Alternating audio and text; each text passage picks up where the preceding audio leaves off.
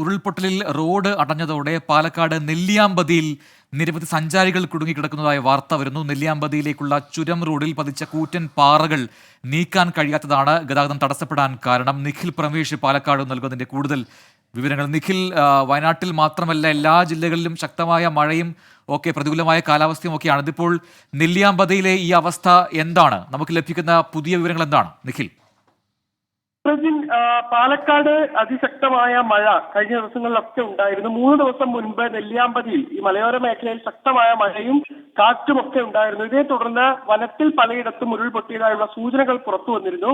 ഇതിപ്പോൾ നെല്ലിയാമ്പതിയിലുള്ള ചുരം റോഡിലേക്ക് പതിച്ച കൂറ്റൻ പാറകൾ നീക്കാൻ കഴിയാത്തത് മൂലം ഗതാഗതം പൂർണ്ണമായി തടസ്സപ്പെട്ടിരിക്കുകയാണ്. ഈ സാഹചര്യത്തിലാണ് നെല്ലിയാമ്പതിയിലേക്ക് വിനോദസഞ്ചാരത്തിന് വന്ന സഞ്ചാരികൾ അവിടെ കുടുങ്ങിപ്പോകുന്ന സാഹചര്യം ഉണ്ടായത്. തൃശൂർ സ്വദേശി സൈമണും 6 അംഗ കുടുംബവും 3 ദിവസമായി നെല്ലിയാമ്പതിയിൽ തന്നെ തുടരുകയാണ്. ഇവർക്കൊപ്പം ഉണ്ടായിരുന്ന ഒരു സംഘം നടന്ന് താഴേക്ക് എത്തിയെങ്കിലും ഇവർക്ക് കുടുംബമായാണ് ഇവർ ഉള്ളത് എന്നുള്ളതുകൊണ്ട് തന്നെ അവർക്ക് വാഹനത്തിൽ മാത്രമേ താഴേക്ക് എത്താൻ കഴിയൂ എന്ന് അറിയിച്ചതിനെ തുടർന്ന് അവരിപ്പോൾ ആ റിസോർട്ടിൽ തന്നെ തുടരുന്ന സാഹചര്യം ഉണ്ടാവുകയാണ്. 1.5 വയസ്സുള്ള ഒരു കുട്ടി ഉൾപ്പെടെ ഈ സംഘത്തിലുണ്ട്. റിസോർട്ടിൽ കൂടുതൽ സഞ്ചാരികൾ ഉണ്ടായിരുന്നതായുള്ള വിവരങ്ങൾ നമുക്ക് ലഭ്യമാകുന്നുണ്ട്. നമ്മൾ അവിടുത്തെ MLA-യുമായടക്കം ബന്ധപ്പെട്ടിട്ടുണ്ട്. ഈ സഞ്ചാരികൾ സുരക്ഷിതരാണെന്നും അവർക്ക് ഈ റോഡ് ഗതാഗതം സുഗമമാക്കുന്ന ഘട്ടത്തിൽ തന്നെ, അതായത് ഈ പ്രശ്നങ്ങൾ പൂർണ്ണമായി നീക്കുന്ന ഘട്ടത്തിൽ തന്നെ അവർ താഴേക്ക് എത്തിക്കാനുള്ള നടപടികൾ സ്വീകരിക്കും. ഈ കുടുംബത്തിന് പ്രശ്നങ്ങളില്ല എന്നാണ് അവിടുത്തെ MLA അടക്കം അറിയിക്കുന്നത്. ശരി, നിഖിൽ പരമേശാണ് വിശദാംശങ്ങൾ നൽകുന്നത്. നെല്ലിയാമ്പതിയിലാണ് അത്തരത്തിലൊരു പ്രതികൂല സാഹചര്യം ഉണ്ടായിട്ടുള്ളത്. ഭയപ്പെടാനില്ല എന്ന കാര്യം അധികൃതർ അറിയിച്ചിട്ടും ഉണ്ട്. തിരികെ വീണ്ടും വയനാട്ടിലേക്ക് വന്നു കഴിഞ്ഞാൽ അവിടെ ക്യാമ്പുകളിൽ കഴിയുന്ന ആൾക്കാരുടെ കാര്യം പറഞ്ഞത് 8300-ലധികം ആൾക്കാർ ക്യാമ്പുകളിൽ കഴിയുന്നുണ്ട്. ഒപ്പം തന്നെ ആശുപത്രികളിൽ കഴിയുന്ന പരിക്കേറ്റവരുടെ നില എന്താണ് അതുകൂടി നമുക്ക് അറിയേണ്ടതുണ്ട്. അവിടെ മേപ്പാടിയിൽ നിന്നും മനീഷ് മൂർത്തി ഏറ്റവും പുതിയ വിവരങ്ങളുമായി ചേരുന്നു. മനീഷ്, നമുക്ക് അറിയേണ്ടത് 282 പേരുടെ മരണമാണ് ഇതിനോടകം രേഖപ്പെടുത്തിയിരിക്കുന്നത്. അത് മൃതദേഹങ്ങൾ ഏതൊക്കെ ആശുപത്രികളിലാണ് ഇപ്പോൾ എത്തിച്ചിട്ടുള്ളത് എന്ന കാര്യം കൂടി അറിയേണ്ടതുണ്ട്. ഒപ്പം തന്നെ ഈ പരിക്കേറ്റവരുടെ നില, അവിടെ CSCയിലൊക്കെ എത്ര ആൾക്കാർ പരിക്കേറ്റ് ഇപ്പോൾ ചികിത്സയിലുണ്ട്, അവരുടെ ആരോഗ്യസ്ഥിതി എന്താണ്, അവിടുത്തെ ഡോക്ടേഴ്സ് നൽകുന്ന പുതിയ അപ്ഡേറ്റുകൾ എന്ത്?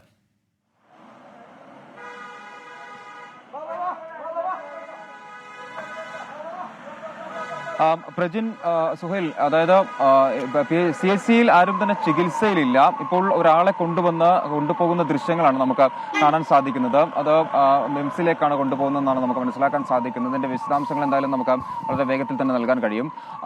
ഇപ്പോൾ വളരെ വേഗത്തിലാണ് ഒരു ആംബുലൻസ് ഇവിടെ നിന്നും പോയത്. അത് ഇവിടെ ഉണ്ടായിരുന്ന ആളാണോ അതോ ക്യാമ്പിൽ നിന്ന് കൊണ്ടുവന്ന ആളാണോ എന്ന കാര്യത്തിൽ നമുക്കൊരു വ്യക്തതയില്ല. എന്തായാലും അത് നമുക്ക് അല്പസമയത്തിന് ശേഷം പറയാം. ഇവിടെ ഇപ്പോൾ നിലവിൽ 123 പേരാണ് ഇവിടെ ഈ CHCയിൽ, മേപ്പാടിയിലുള്ള CHCയിൽ കമ്മ്യൂണിറ്റി ഹെൽത്ത് സെന്ററിൽ മരിച്ചിട്ടുള്ളത്. അവിടെ മൃതദേഹങ്ങളാണ് 123 പേരുടെ മൃതദേഹങ്ങൾ. അതിൽ 96 പേരെ ഐഡന്റിഫൈ ചെയ്തിട്ടുണ്ട്. ബാക്കിയുള്ളവരുടെ മൃതദേഹങ്ങൾ ഇവിടെ അടുത്തുള്ള കമ്മ്യൂണിറ്റി ഹാളിലാണ് ഉള്ളത്.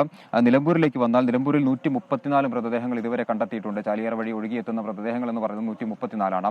അങ്ങനെ 282 പേരുടെ മരണമാണ് ഇതുവരെ സ്ഥിരീകരിച്ചിരിക്കുന്നത് എന്ന അതിദാരുണമായ ഒരു വാർത്ത തന്നെയാണ് നിലവിൽ എന്തായാലും നമുക്ക് പറയാനുള്ളത്. അതിങ്ങനെ ഓരോ മണിക്കൂറുകൾ കഴിയും തോറും മരണസംഖ്യ ഉയരുന്നത് എല്ലാവരെയും വ്യക്തതയ്ക്ക് വേണ്ടി ചോദിക്കുകയാണ്. ഇപ്പോൾ ഒരു ആംബുലൻസ് CHCയിൽ നിന്ന് പുറപ്പെട്ടത് കണ്ടു. ഞാൻ നേരത്തെ മനസ്സിലാക്കിയത് അനുസരിച്ചാണെങ്കിൽ CHCയിൽ ഇപ്പോൾ ചികിത്സയ്ക്ക് പകരം ചികിത്സ നൽകുന്ന അല്ലെങ്കിൽ ചികിത്സ വേണ്ട രോഗികൾ അവിടെ ഇല്ല, മറിച്ച് നിലമ്പൂരിൽ നിന്നും മറ്റു ഇടങ്ങളിൽ നിന്നും എത്തിച്ച മൃതദേഹങ്ങളാണ് അവിടെ ഉള്ളതെന്ന് മനസ്സിലാക്കുന്നു.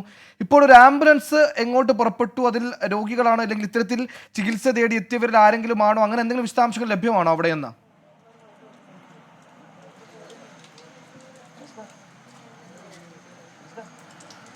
ക്യാമ്പിൽ നിന്നുമുള്ള ആളാണെന്നാണ് നമുക്ക് മനസ്സിലാക്കാൻ സാധിക്കുന്നത് പ്രാഥമികമായി, സുഹൈൽ. കാരണം നമ്മളിപ്പോൾ ഈ ലൈവ് ആരംഭിക്കുമ്പോഴാണ് എന്തായാലും ആ ഒരു ആംബുലൻസ് ഇപ്പോൾ പുറത്തേക്ക് പോകുന്നത്. അത് ക്യാമ്പിൽ നിന്ന് എത്തിച്ചതാണെന്നുള്ളതാണ് നമുക്ക് മനസ്സിലാക്കാൻ സാധിക്കുന്നത്. അവരെ എന്തായാലും വിംസിലേക്ക് കൊണ്ടുപോയിട്ട്, വിംസ് അടുത്തുള്ള ആശുപത്രി തന്നെയാണ്, നമ്മൾ നേരത്തെയൊക്കെ സൂചിപ്പിച്ച ആശുപത്രി തന്നെയാണ്, അവിടേക്കാണ് കൊണ്ടുപോയിട്ടുള്ളത് എന്നാണ് നമുക്ക് മനസ്സിലാക്കാൻ സാധിക്കുന്നത്. എന്തായാലും ക്യാമ്പുകളിൽ കഴിയുന്ന ആളുകളിൽ ചിലർക്കെങ്കിലും ആരോഗ്യ പ്രശ്നങ്ങൾ ഉണ്ടാകുന്നു എന്നാണ് ഈ ഒരു ഘട്ടത്തിൽ നമുക്ക് മനസ്സിലാക്കാൻ സാധിക്കുന്നത്. തൊട്ടപ്പുറത്ത് തന്നെയാണ് ഒരു ക്യാമ്പ്, അതായത് ഗവൺമെന്റ് സ്കൂളിൽ പ്രവർത്തിക്കുന്ന ക്യാമ്പ് എന്ന് പറയുന്നത് തൊട്ടപ്പുറത്ത്, ഈ ആശുപത്രിയുടെ തൊട്ടപ്പുറത്ത് തന്നെയാണ്. മറ്റൊന്ന് സെന്റ് ജോസഫ് സ്കൂളാണ്. അത് മേപ്പാടി ടൗൺ നഗരത്തോട് ചേർന്നുള്ള ഒരു സ്കൂളാണ്. മേലെ അരപ്പറ്റയിൽ ഒരു ക്യാമ്പും പ്രവർത്തിക്കുന്നുണ്ട്. അങ്ങനെയാണ് മേപ്പാടി പരിസരങ്ങളിൽ പ്രവർത്തിക്കുന്ന ഒരു ക്യാമ്പുകളുടെ കണക്ക് എന്ന് പറയുന്നത്. അങ്ങനെയാണ് 100 ആളുകൾ ഈ ക്യാമ്പുകളിൽ കഴിയുന്നുണ്ട്. നമുക്കറിയാം, മുണ്ടക്കൈ അട്ടമല പോലുള്ള പ്രദേശങ്ങളിൽ നിന്നൊക്കെ കൊണ്ടുവന്ന ആളുകൾ, മാത്രമല്ല നേരത്തെ അവിടെ നിന്ന് രക്ഷപ്പെട്ട ആളുകൾ, ചൂരമലയിലുള്ള ആളുകൾ, എല്ലാവരും തന്നെ ഈ ക്യാമ്പുകളിൽ തന്നെയാണ് കഴിയുന്നത്. ആ ക്യാമ്പുകളിൽ നിന്നുള്ള ഓരോ ഓരോ ആളുകളും അല്ലെങ്കിൽ ഓരോ ദിവസവും ആ ക്യാമ്പുകളിൽ കഴിയുന്ന ആളുകൾ ഈ ആശുപത്രികളിലേക്ക് എത്തുന്ന ഒരു കാഴ്ചയും നമ്മൾ എപ്പോഴും കാണുന്നതാണ്. അതപ്പോൾ ബിംസിലേക്കാണെങ്കിലും ശരി, ഇവിടെ ഈ CHSയിലേക്കാണെങ്കിലും ശരി. കാരണം ഉറ്റവർ എവിടെയാണ് ഉള്ളത് എന്ന് ഇപ്പോഴും അറിയാത്ത, ഇന്ന് വൈകുന്നേരം പോലും ഇന്ന് രാത്രി പോലും നമുക്കൊരു കോള് ഇത് സമാനമായ രീതിയിൽ വന്നിരുന്നു. അതായത് അവരുടെ ഉറ്റവരെ കാണുന്നില്ല എന്ന് പറഞ്ഞത് മറ്റൊരു ജില്ലയിൽ നിന്നാണ് ഒരു കോള് വരുന്നത്. അവരുടെ ഫോട്ടോ ഒക്കെ നമുക്ക് അയച്ചു തരികയും ചെയ്തിരുന്നു. എന്തെങ്കിലും വിവരം കിട്ടിയാൽ അറിയിക്കണം എന്നുള്ള രീതിയിൽ അവർ അവിടെയാണ് ഉണ്ടായിരുന്നത്. ഈ മുണ്ടക്കൈ ഉരുൾപൊട്ടിയ സ്ഥലത്താണ് ഉണ്ടായിരുന്നത്. അങ്ങനെ ഇപ്പോഴും ഉറ്റവരെ തേടി പല ജില്ലകളിൽ നിന്നും സംസ്ഥാനത്തിന്റെ വിവിധ ഭാഗങ്ങളിൽ നിന്നുള്ള കോളുകൾ ഇവിടെയുള്ള ആരോഗ്യ പ്രവർത്തകർക്ക് ലഭിക്കുന്നു, അതുപോലെ മാധ്യമ പ്രവർത്തകർക്ക് ലഭിക്കുന്നുണ്ട്. അങ്ങനെ ഇപ്പോഴും തിരഞ്ഞുകൊണ്ടേയിരിക്കുകയാണ് ഓരോ ആളുകളും. അവിടെ ഉണ്ടായിരുന്ന മുണ്ടക്കൈ പ്രദേശത്തുണ്ടായിരുന്ന ആളുകൾ എല്ലാവരും തന്നെ അവരുടെ ഉറ്റവരെ തിരഞ്ഞുകൊണ്ടിരിക്കുകയാണ് എന്നുള്ളതാണ് ഏറ്റവും പ്രധാനപ്പെട്ട കാര്യം. നമ്മൾക്ക് ഈ ആശുപത്രികളിൽ നിന്ന് നമുക്ക് കാണുന്ന കാഴ്ചകൾ എന്ന് പറയുന്നത് എപ്പോഴും കണ്ണീരണിയുന്ന കാഴ്ചകൾ തന്നെയാണ്. കാരണം ഓരോ ആളുകളും കാണുമ്പോൾ അവരുടെ ഉറ്റവർ, അതായത് മൃതശരീരങ്ങൾ തേടിയാണ് എത്തുന്നത് എന്നുള്ളതാണ്. CHCയിലേക്ക് വരുന്നവർ മൃതശരീരങ്ങൾ തേടി തന്നെയാണ് എത്തുന്നത്. പക്ഷേ ഇവിടെ എത്തുമ്പോൾ ആ മൃതശരീരങ്ങൾക്കിടയിൽ പോലും അവരില്ല എന്ന് മനസ്സിലാക്കുമ്പോൾ ഉണ്ടാകുന്ന ഒരു വിഷമം, അതുപോലെ തന്നെ ഒരു പ്രത്യാശയും അവർക്കുണ്ട്. കാരണം എവിടെയെങ്കിലും ജീവിച്ചിരിപ്പുണ്ടാകും എന്നൊരു ആശയും അവർക്ക് ഉണ്ട്. എന്തായാലും ആ രീതിയിലാണ് അതായത് വാക്കുകൾ കൊണ്ട് പറയാൻ പറ്റാത്ത അത്രയും വലിയ ദുരന്തം തന്നെയാണ് സംഭവിച്ചത്. കൺമുന്നിലൂടെ മൃതദേഹങ്ങൾ അല്ലെങ്കിൽ കൺമുന്നിലൂടെ ജീവനോടെ ഇഷ്ടപ്പെട്ടവർ, പ്രിയപ്പെട്ടവർ ഒഴുകിപ്പോകുന്ന കാഴ്ചകൾ കണ്ടു നിൽക്കേണ്ടി വന്ന മനുഷ്യരാണ് നിലവിൽ മുണ്ടക്കൈയിൽ നിന്നും ഇപ്പോൾ ഇവിടെ കൊണ്ടുവന്ന് ക്യാമ്പുകളിലൊക്കെ കഴിയുന്നത് എന്നുള്ളത് നമ്മൾ നേരത്തെ തന്നെ പറഞ്ഞിട്ടുള്ള കാര്യമാണ്. രക്ഷിതാക്കൾ, അച്ഛനും അമ്മയും ഒക്കെ മരിച്ചു കിടക്കുമ്പോൾ ഒന്നും ചെയ്യാൻ പറ്റാതെ നിസ്സഹായനായി നിൽക്കുന്ന ഒരു മകന്റെ അവസ്ഥയൊക്കെ നമുക്ക് ഊഹിക്കാവുന്നതിലുമൊക്കെ എത്രയോ അപ്പുറമാണ്. അപ്പോൾ അത്ര വലിയ ദുരന്തം തന്നെയാണ് എന്തായാലും മേപ്പാടിയിൽ മുണ്ടക്കൈയിൽ നടന്നിരിക്കുന്നത്. രക്ഷാപ്രവർത്തനം പുരോഗമിക്കുന്നുണ്ട്. ഇന്നിപ്പോൾ 7 മണിയോടുകൂടി രക്ഷാപ്രവർത്തനം അവസാനിപ്പിച്ചു.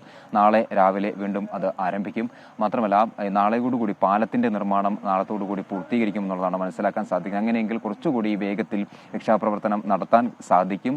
ആ ഒരു രീതിയിലാണ്. എന്തായാലും വളരെ വേഗത്തിൽ തന്നെ, പ്രത്യേകിച്ച് മുണ്ടക്കൈ പോലുള്ള പ്രദേശങ്ങളിൽ കുടുങ്ങിയ ആളുകളെയൊക്കെ വളരെ വേഗത്തിൽ പുറത്തെത്തിക്കാൻ രക്ഷാപ്രവർത്തകർക്ക് സാധിച്ചു എന്നത് ഏറ്റവും അഭിനന്ദനാർഹമായ കാര്യം തന്നെയാണ്. കാരണം അവിടെയുള്ള ഒരാൾക്ക് പോലും, അതായത് നിലവിൽ അവിടെ ഉണ്ടായിരുന്ന ഒരാൾക്ക് പോലും ജീവഹാനി സംഭവിക്കാതെ അവരെ എല്ലാം തന്നെ പുറത്തെത്തിക്കാൻ എന്തായാലും രക്ഷാപ്രവർത്തകർക്ക് സാധിക്കുകയും ചെയ്തിട്ടുണ്ട്. അത് തുടരും എന്നുള്ളത് തന്നെയാണ്. കാരണം പാലം നിർമ്മാണം കഴിയുന്നതോടുകൂടി തന്നെ വളരെ വേഗത്തിൽ ആളുകളെ കൊണ്ടുവരാൻ സാധിക്കും. അത് കുറച്ചുകൂടി വേഗം കൂട്ടും രക്ഷാദൗത്യത്തിന് എന്നുള്ളതാണ്. എന്തായാലും 282 മരണങ്ങൾ ഇതുവരെ സ്ഥിരീകരിച്ചിരിക്കുന്നു. 123 CHCയിലെത്തിയ മൃതദേഹങ്ങളുടെ കണക്ക്. നിലമ്പൂരിലേക്ക് വന്നാൽ 134 അതിന്റെ കണക്ക്. സുഹൈൽ, പ്രജിൻ. മനീഷ് പറഞ്ഞതുപോലെ നമ്മൾ ഇന്നലെ മുതൽ കാണുന്നതാണ്, ആശുപത്രികളിലേക്ക്, ക്യാമ്പുകളിലേക്ക് തങ്ങളുടെ പ്രിയപ്പെട്ടവർ ആരെങ്കിലും ഉണ്ടോ എന്ന് അന്വേഷിച്ചെത്തുന്നവർ. അതും മലപ്പുറം, കോഴിക്കോട് ജില്ലകളിൽ നിന്നടക്കം. നമ്മൾ ഇന്നലെ മനസ്സിലാക്കിയതുപോലെ മുണ്ടക്കയത്തേക്ക് ഏകദേശം അപകടം നടന്ന് 13 മണിക്കൂറിന് ശേഷമാണ് ഈ ദൗത്യസംഘത്തിന് മുണ്ടക്കയത്തേക്ക് എത്തിച്ചേരാനായത്. പക്ഷേ 7 മണിക്കൂറിനകം പരമാവധി ആളുകളെ പുറത്തെത്തിച്ചു എന്ന ഈ വലിയ ആഘാതങ്ങൾക്ക് ഒരു ആശ്വാസ വാർത്ത വന്ന ദിനമാണ്. ഇങ്ങനെ ആളുകളെ പുറത്തെത്തിച്ചു എന്നറിഞ്ഞത് മുതൽ ആശുപത്രികളിലേക്ക് പ്രിയപ്പെട്ടവരുടെ ഓട്ടപ്പാച്ചിലായിരുന്നു. അവർക്ക് വേണ്ടപ്പെട്ടവർ ആ രോഗികളുടെ ലിസ്റ്റുകളിൽ എവിടെയെങ്കിലും ഉണ്ടോ എന്ന ആശ്വാസത്തിന് വേണ്ടി തേടിയവരെ നമ്മൾ കണ്ടു. CHCയിൽ മൃതദേഹങ്ങൾ വെച്ചയിടത്തേക്ക് വളരെ ഭയപ്പാടുകൂടി അവിടെ ഉണ്ടാകില്ലെന്ന് ആഗ്രഹിച്ച് പ്രിയപ്പെട്ടവരെ തേടിയെത്തിയവരുണ്ട്. അങ്ങനെ ഓട്ടപ്പാച്ചിലുകളിൽ പ്രിയപ്പെട്ടവരെ കണ്ടെത്താൻ ശ്രമിച്ചവർക്ക് ചിലർക്ക് ആശ്വാസ വാർത്ത, ചികിത്സയിൽ ഉണ്ടെന്ന ആശ്വാസ വാർത്ത, ചിലർക്ക് അവരുടെ പ്രിയപ്പെട്ടവർ ഇനി ഒരിക്കലും ഇല്ലെന്ന അതീവ സങ്കടകരമായ വാർത്ത. അങ്ങനെ ഇതൊക്കെ കാണേണ്ടി വന്നു. നമ്മൾ ഇപ്പോഴും CHCയിലേക്ക് സമാനമായ രീതിയിൽ തിരിച്ചറിയപ്പെടാത്ത മൃതദേഹങ്ങൾ, അത് അവരുടെ പ്രിയപ്പെട്ടവരുണ്ടോ എന്ന് ഒട്ടും ആഗ്രഹിക്കാത്ത, ജീവിതത്തിൽ നമ്മളാരും ഒട്ടും ആഗ്രഹിക്കാത്ത രീതിയിലൊരു അതീവ സങ്കീർണമായ സങ്കടകരമായ ഒരു കാഴ്ചക്കൊക്കെ CHC ഇപ്പോൾ വേദിയാകുന്നു. അത്തരത്തിൽ ഒരിക്കലും അങ്ങനെ ഇനിയൊന്നും ഉണ്ടാകല്ലേ എന്ന് മാത്രം ആഗ്രഹിക്കുന്ന ദൃശ്യങ്ങളാണ് നമ്മൾ CHCയിൽ നടക്കം കാണാൻ സാധിക്കുന്നത്. ക്യാമ്പുകളിലേക്ക് വരികയാണെങ്കിൽ സകലതും ഇഷ്ടപ്പെട്ടെത്തിയ ക്യാമ്പുകളിലുള്ളവരാണ്. പക്ഷേ അവർക്ക് കേരളക്കാരുടെ സഹായസ്ഥം, അത് എത്രത്തോളം വലിയൊരു കൂട്ടായ്മയാണ്, ഒത്തുചേരലാണ്, ഒരു ദുരന്ത ഭൂമിയിലെ ചേർത്തു നിർത്തൽ കേരളം എന്താണെന്ന് വീണ്ടും വീണ്ടും കാണിക്കുന്ന ഓരോ ദൃശ്യങ്ങൾ നമ്മൾ കാണാൻ സാധിച്ചത്. ഈ കളക്ടറേറ്റിലേക്ക് ഇന്നലെ കളക്ഷൻ പോയിന്റുകൾ ഉണ്ടായിരുന്നു. വസ്ത്രങ്ങൾ, ഈ സാനിറ്ററി പാഡ്സുകൾ, ഭക്ഷണങ്ങളൊക്കെ കളക്ട് ചെയ്യാൻ വേണ്ടി. പക്ഷേ ഈ വിവരം, ഇത്തരത്തിൽ കളക്ഷൻ പോയിന്റുകൾ ഉണ്ട്, നമുക്ക് ചില റിക്വയർമെന്റ് ഉണ്ടെന്ന വാർത്ത സോഷ്യൽ മീഡിയയിലേക്ക് അറിഞ്ഞ നിമിഷങ്ങൾക്കുള്ളിൽ പരമാവധി എത്രത്തോളം എത്തിക്കാൻ സാധിക്കും അത്രത്തോളം എത്തിച്ച് അത് എക്സസ് ആയതുപോലെ നമ്മൾ കണ്ടിരുന്ന ഒരു ഘട്ടത്തിൽ ഇതൊക്കെ ക്യാമ്പുകളിൽ എത്തിച്ചിട്ടുണ്ട്. അങ്ങനെ അതിനു പുറമെ ഈ രക്ഷാദൗത്യ രംഗത്തുള്ള സൈനികരുണ്ട്, സാധാരണക്കാരായ രക്ഷാപ്രവർത്തകരുണ്ട്, സന്നദ്ധ പ്രവർത്തകരുണ്ട്. ഇവരുടെ വിശപ്പിന് പോലും ഈ രക്ഷാദൗത്യ മേഖലയിൽ എത്തി പ്രവർത്തിക്കാനാകാത്ത വളരെ സാധാരണക്കാരായ മനുഷ്യർ, ഇവർക്ക് വിശപ്പ് അകറ്റാനെങ്കിലും എന്തെങ്കിലും കൊടുത്തുകൊണ്ട് അവരിലേക്ക് എത്രത്തോളം എത്രത്തോളം, അതായത് ഓരോ മനുഷ്യനും എന്താകുമോ ഡു ഫോർ വയനാട് എന്ന രീതിയിൽ വയനാടിന് വേണ്ടി എന്ത് ചെയ്യാനാകുമോ അതിന്റെ പരമാവധിയിൽ ചെയ്യുന്ന അങ്ങേയറ്റം ഐക്യപ്പെടേണ്ട ഒരു കാഴ്ച കൂടി നമ്മൾ ദുരന്ത ഭൂമികയിൽ കാണുന്നു. നമുക്ക് പ്രതീക്ഷിക്കാം, ഈ ഉറ്റവർ നഷ്ടപ്പെട്ടവരാണ്, ആയുഷ്കാല സമ്പാദ്യം നഷ്ടപ്പെട്ടവരാണ്, ഒരു പഴയ ജീവിതത്തിലേക്ക് അതേ ഫേസിൽ അവർക്ക് തിരിച്ചു വരാനാകില്ല. പക്ഷേ ഈ ഒത്തൊരുമ, ഈ കൂട്ടായ്മ അവരെ ചേർത്ത് വെച്ചുകൊണ്ട് ആ അതിജീവനം, അവരുടെ തിരിച്ചുവരവ് അത് വേഗത്തിലാക്കാൻ നമ്മളെ കൊണ്ട് കഴിയുമെന്ന് പ്രതീക്ഷിക്കാം. പ്രജി, തീർച്ചയായിട്ടും സുഹേൽ, അത് നമ്മൾ നേരത്തെ അത് കാണിച്ചവരാണ് നമ്മൾ മലയാളികൾ, കേരളക്കാർ. ആ രീതിയിൽ അത് ഇനിയും നമ്മൾ തുടരും. ഈ രീതിയിലും നമ്മൾ മുണ്ടക്കയെ ചേർത്ത് പിടിക്കുമെന്ന് നമുക്ക് അത് ഉറച്ചു തന്നെ കരുതാം. അതിനുള്ള പ്രവർത്തനങ്ങൾ ഇതിനോടകം തുടങ്ങിക്കഴിഞ്ഞിട്ടുമുണ്ട്. CMDRFിലേക്ക് ഫണ്ട് എത്തി തുടങ്ങിയിട്ടുണ്ട് എന്ന് മുഖ്യമന്ത്രി ഇന്ന് വാർത്താ സമ്മേളനത്തിൽ അറിയിക്കുകയും ചെയ്തു. ഇതേ സമയത്ത് നമ്മൾ ശ്രദ്ധിക്കേണ്ട ഒരുപാട് വിഷയങ്ങളുണ്ട്. ഈ പറയുന്നത് പോലെ അതിൽ വിദഗ്ധർ അടുത്ത ദിവസങ്ങളിലൊക്കെ തന്നെ കൃത്യമായ കാര്യങ്ങൾ അവതരിപ്പിക്കുമെന്ന് പ്രതീക്ഷിക്കാം. എങ്കിലും ഇന്നിപ്പോൾ കഴിഞ്ഞ ദിവസങ്ങളിൽ ഉണ്ടായ അസാധാരണമായ മഴ, ഒരുപക്ഷെ അവിടെ അലേർട്ട് തന്നത് ഓറഞ്ച് അലർട്ട് ആണെങ്കിലും പെയ്തത് റെഡ് അലർട്ടിന് മുകളിൽ മഴയാണ്. അസാധാരണമായ അതിതീവ്ര മഴ അവിടെ ഉണ്ടായി. അതേ തുടർന്നാണ് ഈ വലിയ അപകടം, ഈ ദുരന്തം അവിടെ ഉണ്ടായതെന്ന് പറയുന്നു. അതിന് പിന്നാലെ മേപ്പാടി മേഖലകളൊക്കെ തന്നെ ഈ രീതിയിൽ ശക്തമായ മഴ ഉണ്ടാകാനുള്ള സാധ്യത നേരത്തെ പ്രവചിച്ചു. പക്ഷേ ഇത്രമാത്രം വലിയ മഴ ഉണ്ടാകും എന്ന് ഒരിക്കലും കരുതിയില്ല.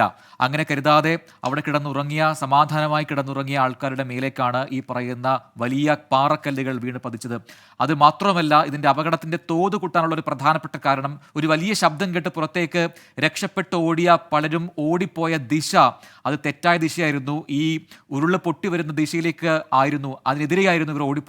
തിരിഞ്ഞായിരുന്നെങ്കിൽ ഇത്രമാത്രം വലിയ കാഷ്വാലിറ്റി ഒരുപക്ഷെ ഉണ്ടാകുമായിരുന്നില്ല. പക്ഷേ എന്താണ് സംഭവിക്കുന്നത്, എവിടേക്കാണ് പോകേണ്ടത് എന്നൊന്നും അറിയാതെ പകച്ച് എന്നൊരു നിമിഷത്തിൽ ഓടിപ്പോയ ദിശ അത് മാറിപ്പോയി. അങ്ങനെ അപകടത്തിൽപ്പെട്ട ഒരുപാട് പേരുണ്ട് എന്ന് രക്ഷപ്പെട്ട ആൾക്കാർ പറയുന്നുണ്ടായിരുന്നു. അവരെ രക്ഷപ്പെടുത്തിയെടുക്കാൻ തങ്ങൾക്ക് കഴിഞ്ഞില്ല എന്ന നിസ്സഹായതയോടുകൂടി പറയുന്ന ഒരുപാട് പേരെ നമ്മൾ ഇന്നലെയും ഇന്നുമൊക്കെയായി കണ്ടു.